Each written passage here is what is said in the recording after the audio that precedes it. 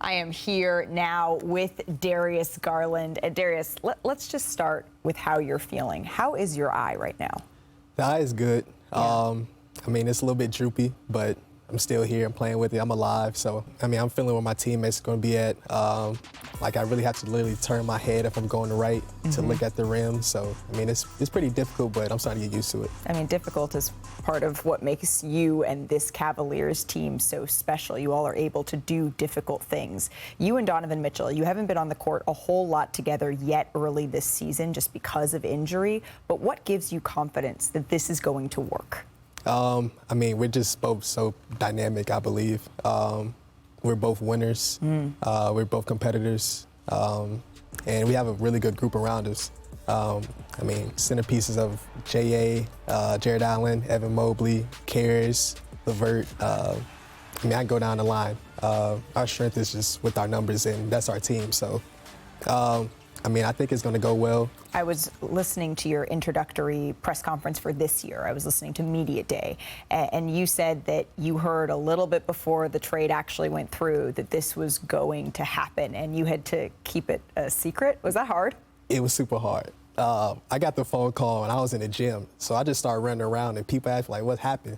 I'm like, Nothing. I'm just getting some conditioning in a little bit.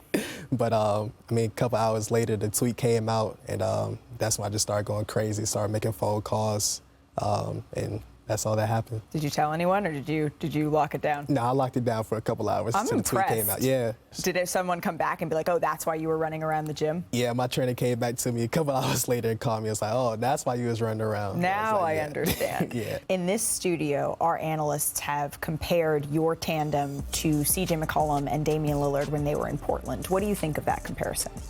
I like that comparison. I think they're pretty good in Portland, but I think that we can be a little bit better, I believe, especially with the talent that we have around us. I think that we can up that notch a little bit more. I like that. I'm going with the new kids on the block. I've been talking about the Cleveland Cavaliers. I believe that they have the best starting five in basketball. Kendrick Perkins, our good friend, has said that you all have the best starting five in the NBA. What do you make of that assessment? I like that. I mean, I always like Perk. He always has some good tweets and some stuff like that. So, I mean, I agree with him. I think that we have a really good starting five. Okay, so what we're going to do is everybody gets a piece of cake.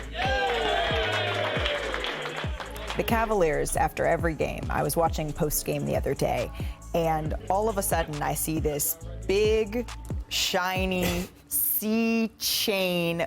Tell me about that. That's the Junkyard Dog chain. I think that we took that over about a couple years ago. It started with Lamar Stevens, and then Jared Allen just took it under his wing. And, I mean, that's when the barking started coming out and, like, the underdog mentality started coming out of us. So a couple years ago, that's when it really just started. And, I mean, we just took it with us, and we got a chain now. And, I mean, it's just going everywhere. So it's really cool to see that. I mean, everybody's playing really hard, so whoever has one of the best games or did something that we really needed to win that game, they get the chain for the night. And how long do they usually wear it? Do you wear it all evening long? Is it something where you're hesitant to give it back? I mean, with me, I'm pretty hesitant to give it back. I'm going into interviews with it. I'm walking around the arena with it. I'm showing it all to a lot of people, so I'm gonna wear it for a couple hours. Has this transformation, has this rebuild gone faster maybe than you thought you would be when you got into the league and looked, okay, 3 years from now, what is this Cavaliers team going to look like? It definitely went fast. I mean, I get this all the time when some of my vets came in when I came in as a rookie, my vets just telling me it's all going to turn around.